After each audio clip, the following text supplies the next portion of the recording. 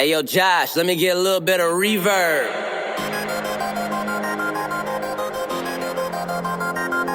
Yeah. J. Will. Yeah, I'm about that lifestyle. I talk green work, repping it all over. It's right on the t-shirt. Fan for a lifetime. Yeah, that's a long pass. Figure I would show some love right on the podcast. Turn this up loud and make sure you don't do nothing else. Cause if you're listening to us, then you're improving your health. My name is J. Will. Welcome to the show, yeah. Wrestle, flow, flow, flow, yeah.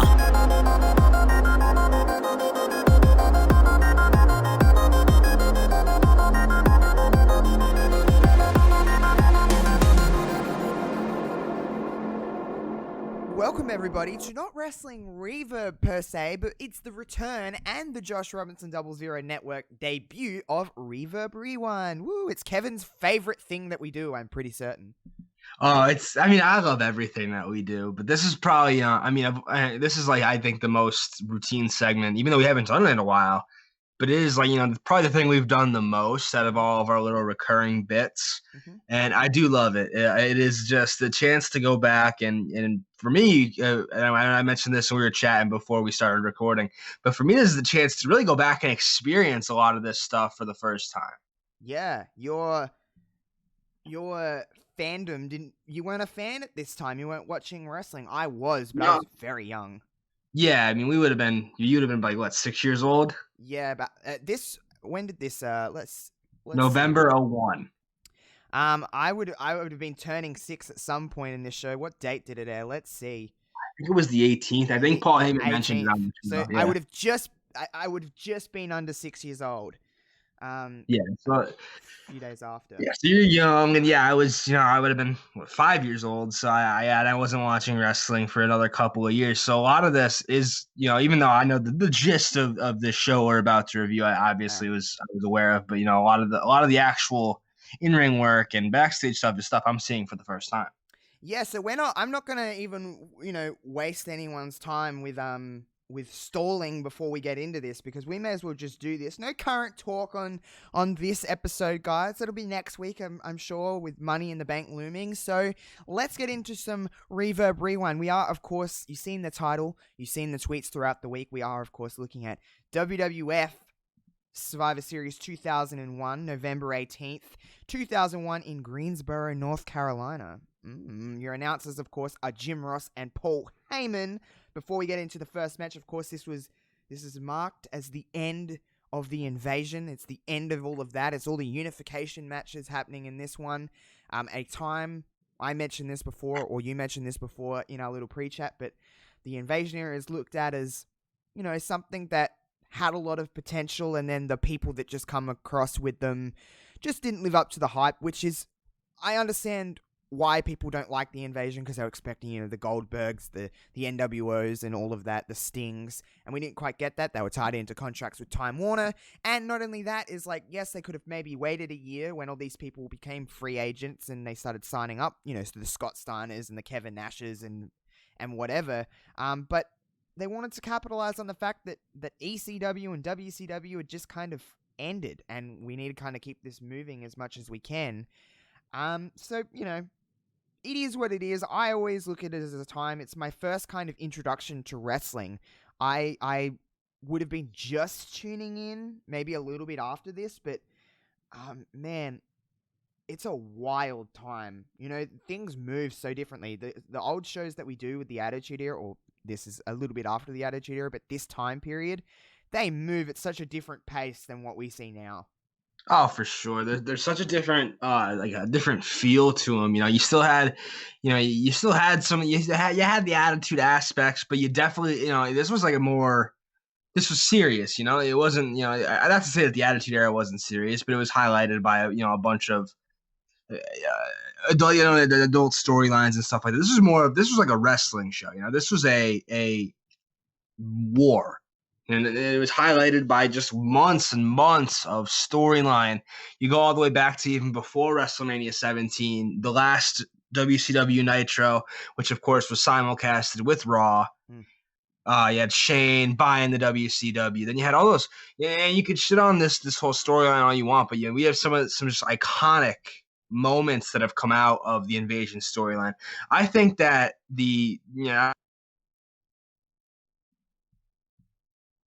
I know we're talking about Survivor Series, but the segment I don't know somewhere in there, but when Stone Cold comes out and literally destroys the entire alliance before he eventually were to join them.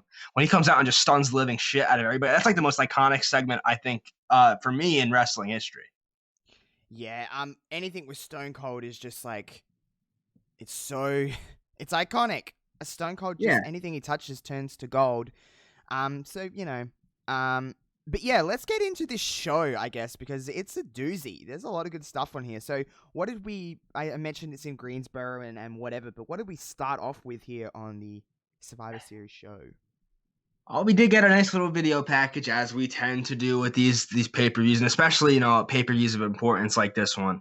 There was a really good video segment highlighting sort of the ups and downs, and they were showing some good footage from the storylines and also just from, the history of wrestling, and that's something that was touched on a lot throughout the night. And we'll talk more about it when we get to some of these segments. But the first in-ring competition we got to kick off the show was Christian, the European champion, taking on, and he was an alliance member holding the WWF European Championship. That's something that you'll see a lot, is that a lot of these titles were like flip-flopped, where like the WWF guys were holding some of the WCW belts and vice versa. So you had Alliance member Christian holding the European title going up against Al Snow. It was a fine little opener, nothing crazy. I think the thing with Al Snow for me is that I really haven't watched the dude wrestle all that much. When I think of Al Snow, I think of two things. I think of head, and I think of him eating his dog, which pivotal moments then both. Obviously, he was never as big as he was when he was carrying around head. The dog thing is kind of messed up. I don't know if I advocate for that, but it was a different time. But yeah, I've never really been like an Al Snow in-ring guy. I've never really noticed him, but he's a good hand. He's a good hand, and I don't mean that. Oh no, not the old good hand thing. He's a good hand. No, he was a very, very valuable member of a lot of different rosters. Not only for his, just for his like in-ring work, but his behind the scenes stuff. I do remember at this time, and he came out in a Tough Enough shirt because he was one of the trainers on Tough Enough. Which goes to show how that's what I, remember the most from Al Snow, is that he was on the first 3 seasons of Tough Enough. Yeah, and that goes to show how valuable he was. They tasked him with being the trainer and sort of the guy that these young up and comers on Tough Enough look to. And there were some good prospects for those first couple seasons of Tough Enough. But yeah, the match itself, fine. Not crazy, nothing crazy, but like, two good workers, two good wrestlers, two guys with good minds for the business too. Like Christian, he cut that little promo before the match. He said, "Oh man," he said, "He's like, well, I'm good to be here in South Carolina. They're not in South Carolina. They're in North Carolina." This is just after, I believe, if I've got my timeline up correctly, this is just after Christian turned on Edge and joined the Alliance. He wasn't in the Alliance for all that long before this, I don't believe. I think they mentioned that he was there for like a couple weeks only. Yeah, he was. I think he was one of the newer members of the Alliance for sure. This was coming off of Edge and Christian's ladder match at No Mercy 2001. If anyone, I don't know if that's like a little bit of an underappreciated ladder match. It's very good. I don't know if you've ever watched that, Kevin. You probably haven't. I have not. You should go back to No Mercy 2001. I believe it's No Mercy. They have a ladder match for the European Championship. I think. That would make sense. I believe so. Don't quote me, but I'm pretty certain that's correct. But yeah, Christian won. Like you said, it was fine. Yeah, it was a good little opener. I mean, and one of the things that I also I sort of noted during this match and a couple others was that as much as we look at this period of time in wrestling as sort of like story driven, character driven, not in ring work driven, especially on the heels of the Attitude Era, where your stars were guys like Stone Cold and The Rock, who weren't like technicians by any stretch, but like, there's a lot of good in-ring work on this show, and I think it started right here and continued with like the next couple matches. But just solid work, solid. That's probably the word of the night was solid. Yeah, and we'll move along here. We've got a couple of backstage segments. There's one with like Deborah and Stone Cold and Steph and Shane. I think RVD's there. I think. Yeah, they're planting the seeds, right, for the the alliance sort of not all being on the same page. And they mentioned multiple times throughout the show that, and this is I went back and looked at this because I wasn't sure. Again, I'm not too sure of all the backstory, but like Vince McMahon was saying someone from the alliance was going to defect. Yeah. They played that up all night. Yeah. And everyone's like, oh, it's going to be Stone Cold because they shared a smile on the episode of SmackDown right before Survivor Series, which is kind of silly. But, it was a good little backstage segment. Angle was there too, wasn't he? Yeah, the whole squad was there because they were all waiting for Stone Cold to arrive. They were in his locker room because they were like, "Dude, you're gonna defect," and he's cussing them out and shit. Everyone's like, "Oh, my job is on the line," yada yada yada. And then right after that, it was a good little segment. Everyone, it did what it needed to do. And then right after that, I believe you had the segment with Vince and Linda entering the building. The shit happens promo. Yep. Yeah, Vince just says, there's an old expression. Shit happens. It was a very good line. I honestly expected some quote out of like The Art of War. I don't know why I did that though, because it's Vince McMahon and he's got such a way with words without using too many words. But yeah, and then Michael Cole came up and asked him for a little interview. Got the interview and basically just like derided Michael Cole for being dejected and wanting to keep his job. But Vince has got confidence. And then right before the segment ends, and this leads into our next match, William Regal pops up, the commissioner of the alliance. I love the title commissioner. That's my favorite term for an authority figure for sure. Commissioner. It just sounds like it just cool. sounds professional and something about it. And I'm just like, yeah, you're the commissioner. Yeah, and yet Regal was the commissioner of the alliance. Mick Foley, who they showed at WWF New York at one point during the night, was the commissioner of WWF, even though he was not happy with Vince. And I believe Mick Foley resigned on the following night's Raw, if I'm not mistaken. So he wasn't in the position very long. But yeah, Regal basically just says, I'm going to take care of that toe rag Tajiri. And then something to the effect, we're going to celebrate when you're out of business. And it was a good promo for Regal. Regal is just brilliant at everything he does. Yeah, I love William Regal. Oh, my God. And I'm always going to pop when Linda McMahon's around. Yeah, Linda, with all that charisma and character, and she got a character. Yeah. And I love seeing Linda here because when I see Linda here in November of 2001, I think back, of course, to WrestleMania 17, where she was catatonic and then kicked Vince McMahon in the balls. Yeah, that is like one of the...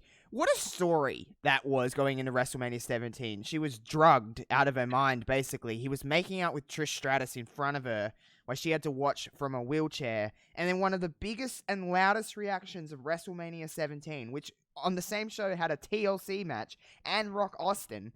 And one of the biggest reactions of the whole night is when Linda McMahon gets up out of that chair and kicks him in his Royal Grapefruits. Oh, it's so ridiculous. It's peak wrestling though. It's like, you have the fans, family drama, catatonia. Trish Stratus was in there, and a kick in the nuts. Just everything you want in a wrestling segment on the grandest stage of them all. And yes, that reaction is unreal. I watched that right before right before last year's WrestleMania, or no, right before this year's Royal Rumble. I was watching with my buddies, and right before the show was about to start, one of my friends, who's not like a huge wrestling fan anymore, goes, "Why don't you throw on WrestleMania 17 so I can watch Linda McMahon kick Vince in the dick?" That's great. We better move along here to just a one-on-one match, a fine little match. Oh, it was super short. I've got it listed at just a hair under 3 minutes here, according to the folks at Wikipedia.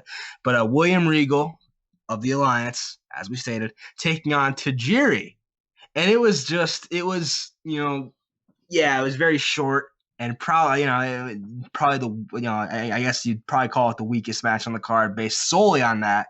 But it was for what it was. The word I conjured up in my head was a delight. Just two guys with very different styles. You have Regal with that European style, sort of the technical, and then the underhanded tactics, and then you have Tajiri with those kicks, man, the buzzsaw like kicks. It was just really, really fun for 3 minutes. You don't get a lot of really good 3-minute matches, but I'd put this one up there with the best of them. Yeah, obviously you're not going to get anything horrible when these two are in the ring. And so, hey, for a little continuity here for the network, this is just before Ditz versus Josh's timeline. So Tajiri and Tori Wilson, a few months after this, actually separate. But at this point, they're friends. Well, they're to get. I never knew if Tajiri and Tori were a couple. Was that? Yeah, I mean, I'll be honest. When Tori was out there, I was like, I didn't know Tori was here. Yeah, I knew, and she was wearing the what's it called, kimono thing. Yeah. She I don't know. Yeah, but short. I don't really have too much to add to it other than it's fine. Yeah, good visual of Regal with like the busted nose standing over Tajiri and Tori. I like that. I thought it was a good little shot. And yeah, Regal, like, he's so good at playing so many different. Like, he could be the snobby guy, but he could also be like that, that Blackpool brawler type of thing, where he's a bare knuckle son of a bitch, and he'll beat the shit out of you. And that's what he did. I did notice that he does take care of Tori when he hits her with like the underhook power bomb. I noticed that too. Because Tori, especially at that point, she had very little wrestling experience. Yeah, and then coming over from WCW where they didn't let the women wrestle, I mean, that makes sense. No. But yeah, he took care of her, and again, just lends to the legend that is William Regal, one of the all-time great unsung wrestlers, workers, whatever you want to call them, promos, even, yeah, everything. The dude was the total package, and just never really got his due in the WWF. He's kissing Vince McMahon's ass like the next night. Yep. We have another backstage segment. Speaking of women from WCW, Stacey Keibler and Test had this was the best part of the whole show. Because you have Test, and you have his oil woman. I don't know. I don't know if that's I don't know if that was like a recurring thing or this was just a one-off appearance for the oil woman. But the way Test talks to her, like almost like academically, it's like, oh, I gotta rub the oil in because then the light won't catch me. His cadence, the way he says it, I don't know what it reminds me of, but I love it. I thought a lot about it. Obviously, Test has a couple of different roles on this show. I have never thought more about Test than I did tonight. Really? Damn. Yeah, I mean, you wouldn't have seen much of Test, would you? He's been there he was there for a long time. He was in a lot of he was with Stephanie McMahon before Stephanie McMahon became a McMahon Helmsley, and obviously there was a whole big story there. And he was a big player in this whole invasion thing, and he was still around for he was around for a relatively long time after that. And I think the thing with Test is what I remember most about him was when I started watching wrestling, he was on like the tail end of he was in ECW. Yeah. The tail end of his career. And I didn't like him. I was like, I don't see it. But he's just like a huge, athletic, big dude. Yeah. It was just on the tail end of his time and stuff like that. So, but Edge did have the only thing I'm going to mention from this backstage interview with Edge and Coach, by the way, is that Edge said, "What's that all a boot?" because of the Test boot. And I was like, that's lame. Yeah. That's funny. I didn't that never crossed my mind. You know why I thought it was? Because I Canadian. Yeah, I was like, oh, it was a Canadian joke, and it's funny because Edge is also Canadian. And then he like looked at the camera and walked away. I thought that was pretty funny. I just always had that sort of gift for the he's always had good comedic timing. In addition to all of his other plentiful gifts. Yeah, those two little segments led right into Edge, the United States the WCW United States champion, but representing WWF. Yeah. Taking on Test, the Intercontinental champion, representing the Alliance. If you can keep up. Yeah. That's what I'm talking about before. Literally, everyone's holding the wrong damn title. But yeah, it's a unification match because this is where we start cutting down the championships from WCW coming over. I guess, I don't remember how they must have just come in with the people that had the titles. I'm really not sure how it all worked. I just that's what I figured. Like, I figured just if you were the United States champion on the last Nitro, I guess you were just the United States champion when you came to Raw or SmackDown. But I'm sure also, the way obviously it must have changed hands in there somewhere for Edge to have it, because Edge was not a WCW fella. And then belts changed hands kind of frequently back in the day, so I wouldn't be surprised if it changed hands a few times. I don't know who brought it over from WCW. I don't know either, but we have this match now, and it was fine. Again, another fine match. Yeah, a little bit longer than the first two, which is natural progression, but it was fine. It was again two good in-ring competitors, just squaring off. There was the one thing that like really stood out to me was Test going to the top rope and coming off, sort of doing the flying nothing and getting drop kicked. But Jesus Christ, all I could think about was how, like, 10 months earlier, Sid, I don't know what his name was at the time, Psycho Sid, Sid Vicious, Sid Justice, whatever. All I could think about was, because they're both big dudes that don't look really at home up on the top rope, and all I could think about was Sid's leg just exploding. Yeah, well, I mean, Test is one of Test's finishes was a diving elbow drop. I know, it's just because he's huge, though. I get it. Like, he's super athletic, and he's someone that could do that. Obviously, Sid never wanted to really do off the top stuff. That was really like one of his first tries and last tries. But yeah, that was like the one thing that stood out to me. There's a lot of good back and forth here, but it's good. It was good, not like crazy memorable. Yeah, it was fine. Edge won. I was happy. We got a unified championship for a hot minute. And Edge won. With he rolled him up. Good. I thought it was a smart finish. You want to make it. Obviously, Test is the bigger, stronger guy, which they alluded to during the match plenty of times. And a win like that makes everyone look good, I think. Yeah. And that's Definitely. Wrestling 101. Yep. What do we got next? We got a couple of backstage segments, don't we? Or there's one at least. There's one with Kurt Angle and Stephanie that isn't really that, it's just standard. You have Kurt Angle backstage with Stephanie, and Stephanie cuts this little promo about how if WCW loses, or if the Alliance loses, she's going to have to become a regular person and do things like wash her car and do her groceries and clean her bathroom. And like that must have just not gone over well with anybody. I couldn't imagine it would. But yeah, pretty just standard segment. And then we had one with the Hardys, Lita and Trish. The only thing that I really noticed about this segment was this is like we're low-key, without even realizing it, seeing seeds planted for Trish and Lita to have a rivalry 3 years later. Oh, yeah. Oh, for sure. And an iconic rivalry that, just very, very, like, sort of random. I don't want to say random, but, like, very, like, almost like you wouldn't even, it was like blink and you didn't even notice it. You had the segment they're talking, Lita's talking with Jeff and Matt, and they're saying that Matt's been acting funny. I don't know the backstory, but, Matt comes out of the box. They were teasing a lot of the end of 2001 into 2002 before the draft. They were teasing Matt and Jeff ending, and then I just think they canned it. They were like, we want to keep them together. Because if you watch documentaries of them now or just interviews over the years, is that Matt and Jeff were actually pushing to break up a lot earlier than they actually did.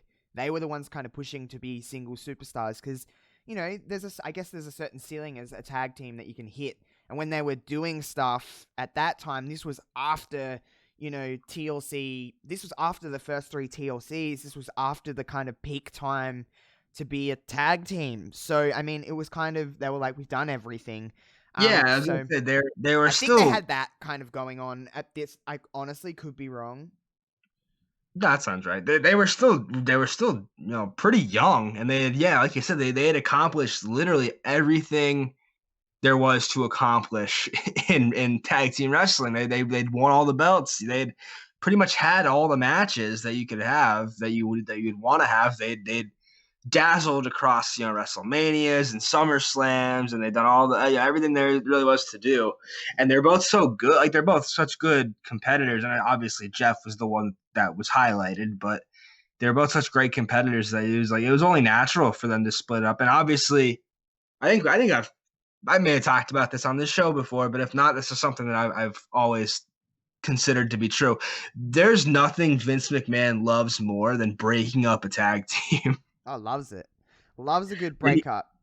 Loves just, breaking up a tag team, running them up against each other, and then seeing what happens. And, in this case, that eventually, the Hardys did break up, and both went on to singles success. It doesn't always happen, though. And there's plenty of examples of how that doesn't always work and how some teams are just meant to be together.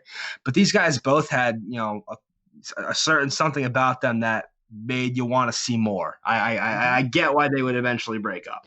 Yeah, so of course, speaking of Matt and Jeff, we do have a Steel Cage Tag Team Championship unification match. We've got the WCW Tag Team Champions, the Dudleys, Bubba and Devon, of course, taking on the WWF Tag Team Champions, the Hardys. Good match. I mean, when you get these two in it, I was just talking about this as kind of the time where after the TLC stuff, it was like you put them in the ring together and you're going to get good shit. I've watched this match plenty of times. I'm pretty certain, but the Dudleys do win. But we had inside a steel cage. You have all these spots, and that tag team steel cage matches, I would imagine, would be very difficult to pull off. Yeah, I there was a lot of things I noticed here, and it was a lot of fun. Definitely a lot of fun. And it is remarkable, and it's a testament to how good these teams are that you've seen them fight so many times in so many matches with so many different gimmicks that it doesn't even matter. Every time they come out, you're like, oh shit, it's the Hardys, it's the Dudleys. We have ladder matches, and they even Heyman and JR even talked. They had ladder matches and table matches and hardcore matches, but now they're in a steel cage. And I noticed how they were initially tagging in and out, which I thought was kind of weird. And I think they sort of abandoned that at some point. Yeah, it all just went to shit, in a good way, I mean. But you had all different elements there. Of course, the Duchess of Dudleyville. Love it. Stacy Keibler. Stacy Keibler. Oh my God. Just Jesus. Yep. Full stop. Agree. Great use of Stacy Keibler on the show. Written initially in that backstage segment with Test, just sort of just being a little seductive, and then here, oh my God, just Nick Patrick had no chance. He had no shot. She wanted that table in the ring. She was gonna get that table in the ring. But of course, there was a big table spot. Jeff got fucked up, basically.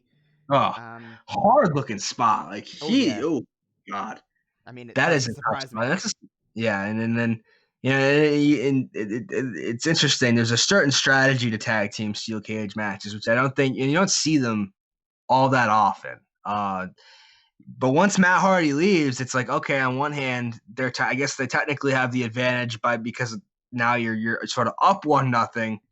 But then you leave Jeff in there, and then Jeff had the chance to escape, something we've seen him do a couple times in his career. Most notably to me in the Money in the Bank match at WrestleMania 23, he had a chance to win and just went for it. It's and ate absolute shit. Yeah, and I believe, correct me if I'm wrong, because you watched this a little bit more recently than I did. By recently, I watched it last night before going to sleep. You watched it just before recording. But Lita come out, didn't she? And checked on... Yeah, Lita comes out and checks on Jeff, and they sort of like they like kind of carried him out of the ring. I mean, obviously he was pretty beat up. Yeah, Lita came out, and it wasn't like nothing like crazy came of it. I think she just like helped to get him out of there. Basically. It was interesting considering she was she had a match of her own later, which we'll get to. Yeah, but we move on to my favorite thing about old wrestling is WWF New York, which later become WWE The World. But WWF New York is like when they go there, I'm just like, yes, pure nostalgia. Let's go to WWF New York. Commissioner Mick Foley was there, and he was just basically saying that he'd rather be in Greensboro, but they wanted him to be in Times Square. There was literally nothing of this segment other than he'll be in Charlotte for Raw tomorrow. Yeah, basically, it's basically just him sort of saying, like, wish I was in Greensboro. I'm pulling for the WWF, but I'm not happy with Vince McMahon. Yeah, he said he'd be in Charlotte for Raw and would have some choice words were the way he put it for Vince McMahon, win or lose. Yes, that is correct. We have a little backstage segment with Scotty 2 Hottie and Test. There's like a battle royal coming up, and yeah, okay, so you have the immunity battle royal was coming up next. That, of course, being the winner of the battle royal would be immune from being fired for 1 year, no matter who ended up winning the main event and sort of staying in business. So you had Scotty 2 Hottie. He's walking down the hallway. He's looking good. He's primed to win the battle royal and avoid being fired. And there's Test walking back from he had just lost the Intercontinental Championship. He just goes, Scotty, are you in that battle royal? Scotty's like, yeah, what's it to you? And Test just beats the shit out of him. Yep, and he's going to be in the battle royal. It's what, a 20-man, 22-man, I believe. I think it was like a weird number, like 22, wasn't it? It didn't look like. I have the list. We'll get to it. I just wanted to highlight Test after beating up Scotty 2 Hottie. He just goes, now you're not. And walks away. That is true. He did. But yeah, that led right into the battle royal. They had the Alliance guys come out first, then the WWF folks. Test obviously making his way out. The full list of participants is this: Bradshaw and Farouk, Lance Storm. This is not in order by Alliance or WWF. This is by order of Wikipedia. Yeah, Bradshaw, Farouk, Lance Storm, Billy Kidman, Diamond Dallas Page, Albert, Perry Saturn, Raven, Chuck Palumbo, Crash Hawley, Justin Credible, the first elimination, Sean Stasiak, Steven Richards, Stevie Richards, Tommy Dreamer, the Hurricane, Spike Dudley, Funaki. You had 2 gate crashers in Chavo Guerrero and Hugh Morris. And the very last person to make their way into the rule, but I guess besides those two, to the. Sorry, guys, we lost Kevin for 1 second. I don't know if it's my weather or if it's Kevin's internet. It's probably a combination of both, let's be honest. But we apologize. Kevin was just listing the last few people in the Battle Royal. But we'll just go from the start of the Battle Royal. There's not really much to dive into within a Battle Royal, but they're all the participants. I believe it got cut out maybe like Test or something like that. I'm not sure. What kind of Test went on to win the match. He last eliminated Billy Gunn. I honestly didn't recognize Billy Gunn for a while. He didn't have the bleached blonde long hair. He had, he was cut short, but he was the last elimination. Sean Stasiak was the first elimination right off the gate. Literally, I don't even think the bell had rung, and Bradshaw just tossed him out. And there were a couple little interesting things in there. You had obviously Hugh Morris and Chavo coming in, sort of doing their thing, then getting dumped. You had a couple good spots. Nothing crazy. The final 4 for Test, Billy Gunn, Lance Storm, and I don't even remember who else. I don't know who it was either, but Test went over. Test won immunity. We'll keep moving along just in the case if we have any more internet issues, so I want to get this in the bag. But there was a backstage segment before the 6-pack challenge, I believe. You'll probably be better at me than that. I'm trying to place, because there was a segment with Vince McMahon talking to the It was team. Booker and Shane McMahon. Okay. Yeah, you're right. Basically, nothing. Again, it's sort of playing up the theme of the night. It was Booker basically just saying to Shane, "I don't trust Austin. I don't know if he might defect." And Shane basically saying, he's our guy. He's gonna be loyal. We need this. My life is on the line, which is kind of drastic, but basically that's what it was. And then I guess I think the segment I'm thinking about with Vince talking to Team WWF happened after the women's match. Yeah, so we'll get into the women's match because I've watched this match a lot. I can nearly call this match spot for spot. It is a 6-pack challenge it's the return of the women's championship. It's like the women's title was gone for a little while after China left.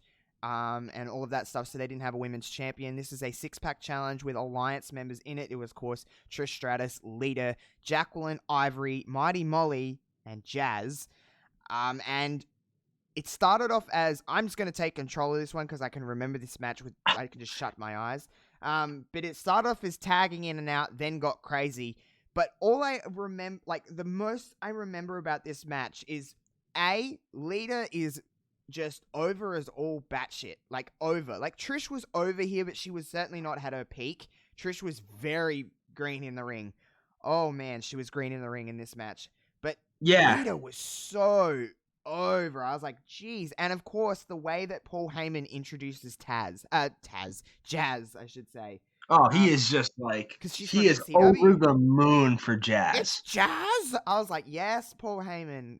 You better work, Paul Heyman. But yeah, there's a lot of spots in this match. Honestly, at a time where the women obviously weren't getting a lot of time, and it was before, all 6 of these women are really talented in-ring competitors. You can tell it's the start of an actual division within the WWE or WWF at the time. And it's like, okay, we've got something here, because the match, it was pretty good, I thought. I agree 100%. I was taken I guess I was taken aback by it, but I also, when you look at the talent in the ring, this wasn't they weren't throwing the eye candy. I mean, I guess with the exception of Trish, but even Trish was Trish was not a bad worker by any stretch, even though she was green here, but she would come into her own later on in her career. But when you look at the collection of talent here, they were clearly going for a wrestling match here and not just a sideshow. All great. When Trish is the 6th best worker in the match, you're in pretty good shape. Yeah, it's a good match, I thought. Especially at the time. Trish, of course, won her first women's championship, first of 7. In this match.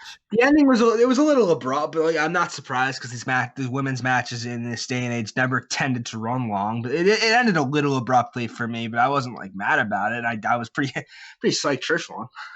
Yeah, I enjoyed it for what it was, and yeah, not really. I did love, literally right out of the gate, Jazz and Lita stuff right at the very beginning was probably the highlight for me. Everyone got their licks in, and I also liked when Jacqueline turned on. Jacqueline and Lita were working together for a minute there because they're WWF, and then Jacqueline turned on Lita. That's when everything started to break down. But there was a lot of good little side things in here, a lot of good little one-on-one moments and stuff in here. Yeah, I enjoyed it. We'll move along here. There's that backstage segment you're alluding to with Vince and Team WWF just basically being like, you better fucking win. Oh, I love this. I love this segment. It was just peak Vince, where he could be a good guy and a bad guy at the same time, where he's people will hate you and you're going to be losers and people are going to be so pissed at you if you lose. And he even says, I'm a pragmatist. I know you guys might be losers. But at the same time, he's think about, all the greats that have stood in this ring and have passed on. I think the biggest pops were probably for Gorilla Monsoon and Andre the Giant. And he just, he does have a way of just motivate. I felt this. I wanted the WWF to win after this, and it was such a juxtaposition to the alliance where it was sort of the infighting and the bickering, and then even though you had that in Team WWF, and that would come into play in the main event, they felt more like a unified front, and this speech probably had something to do with it. Yeah, it was a good little. I enjoyed it. We go into maybe the match now, isn't it? Yeah, they all come. Yeah, it was video package for the match, then the match, and the video package was good, obviously, as they all are. But one thing I did want to point out in there was how, like, I think that the Undertaker, even though he really, like, he didn't have like a huge role in the match itself, he really had a huge role in, like, sort of, he was and the Undertaker's always had that reputation as sort of the locker room leader, and the guy people, if you had his respect, you had to respect him, and if he respected you, you had it made. And I think that they highlighted that in the little package because, like, he was the guy who was sort of like, we got to pull this shit together. We gotta do this. I'm not ready to stop wrestling. I'm not ready. My career's not ready to be over. And I think it worked perfectly because he was in the American Badass persona at this time, as opposed to the Dead Man, because he felt more like a real person, I guess, than Dead Man Taker. So I thought like he could play out that respect angle more and how he's a leader. Yeah.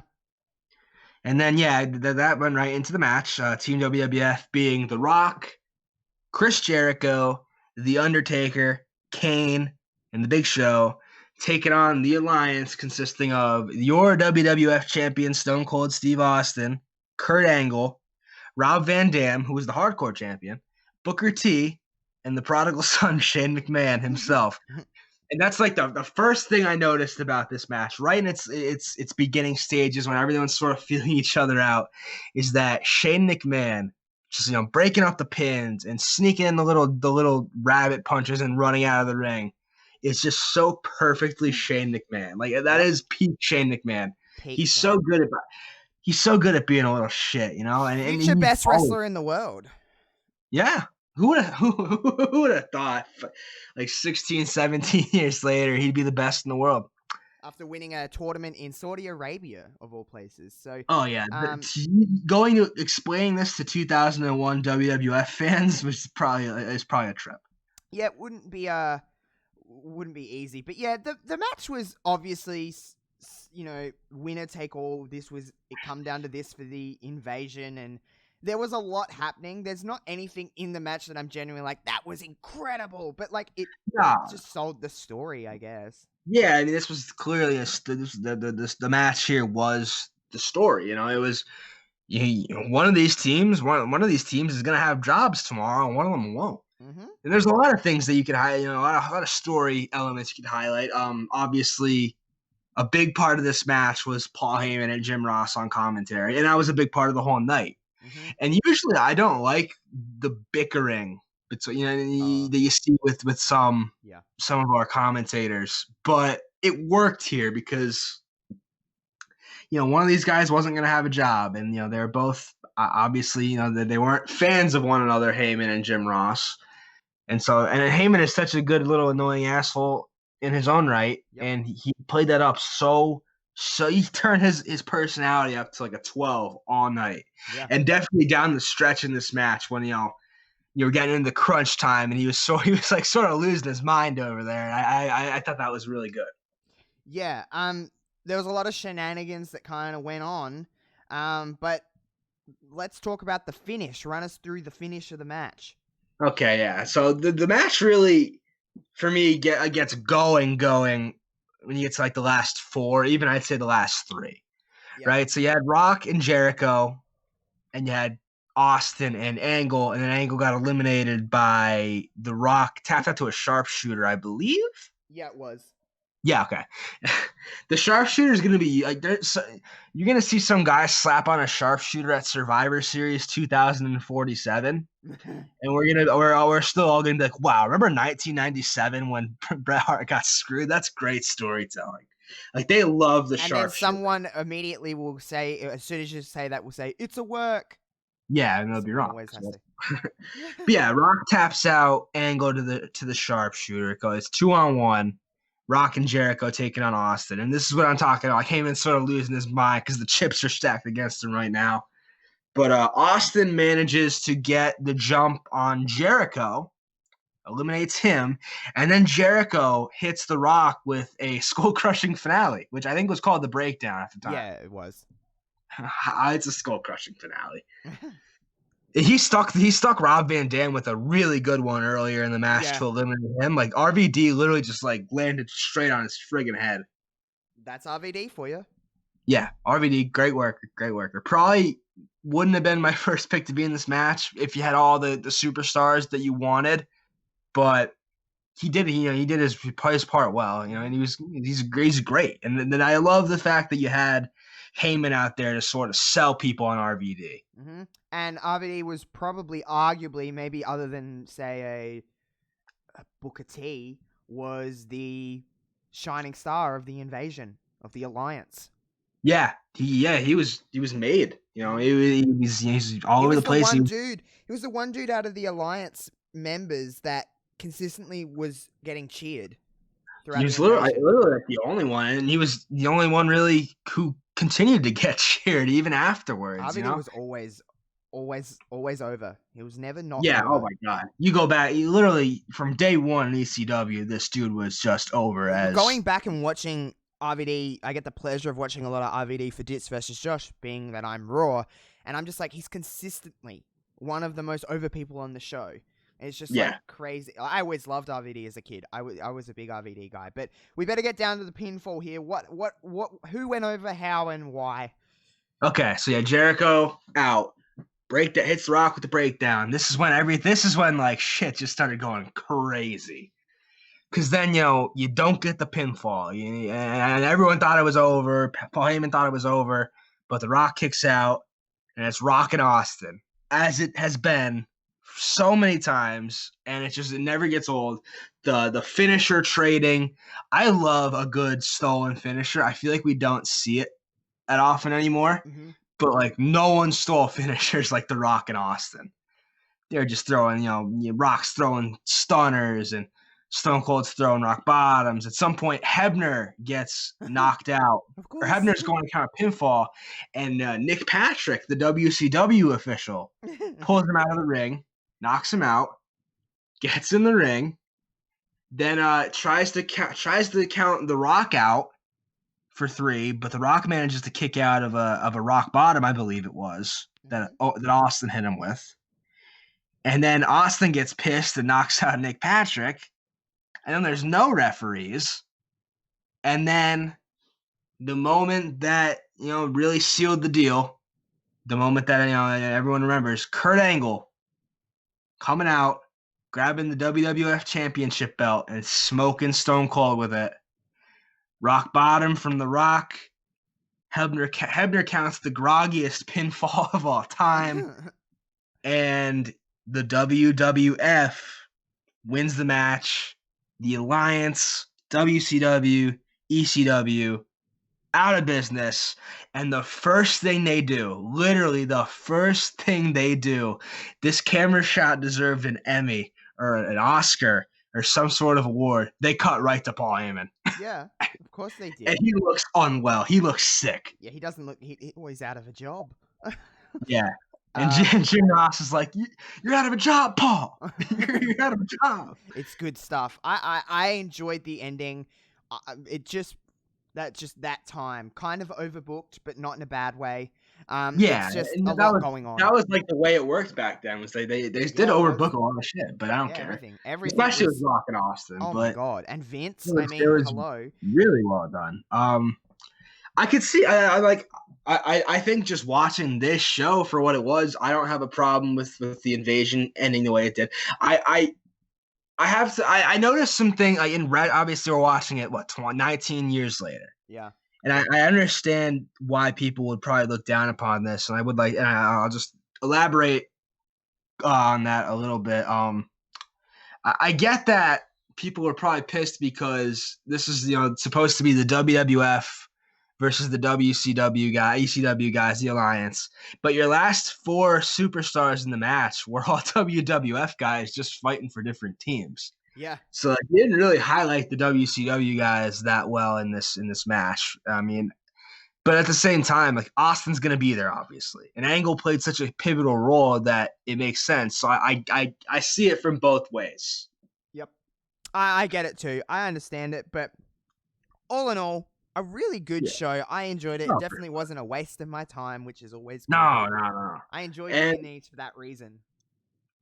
I loved it. The thing I loved about this show is just, you'll never, there really hasn't really been a show where the stakes were this big. Mm-hmm.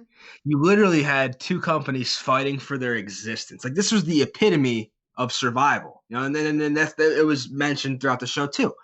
Like, literally, these guys were trying to survive. They're fighting for their professional lives. Yeah. And I love that. I love when there's something to latch onto that important. Like, even though I know how the match was going to go, and in retrospect, I don't know how anyone would have thought the Alliance would win the match over WWF. That does seem kind of silly.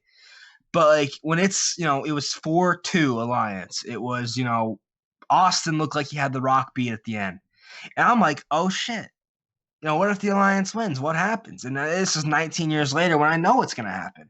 The match it just had you hanging, and the whole show sort of had you hanging. Like, even, after, a guy like Edge beats Test, right? And he's a double champion, but, like, is he even going to, what company is he going to represent? Because, you don't know what the hell's going to happen the next night. Yeah.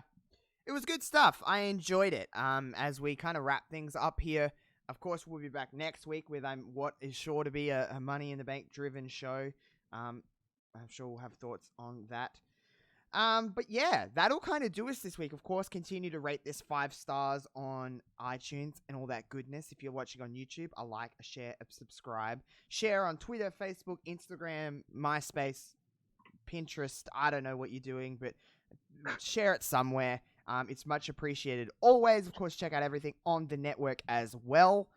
And yeah, this was the debut edition of Reverb Rewind on the network. So now we just got to get Mania and the Mania back soon. Shit.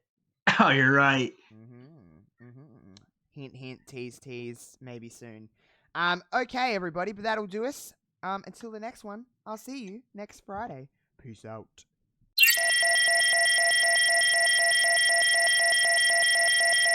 Let the animal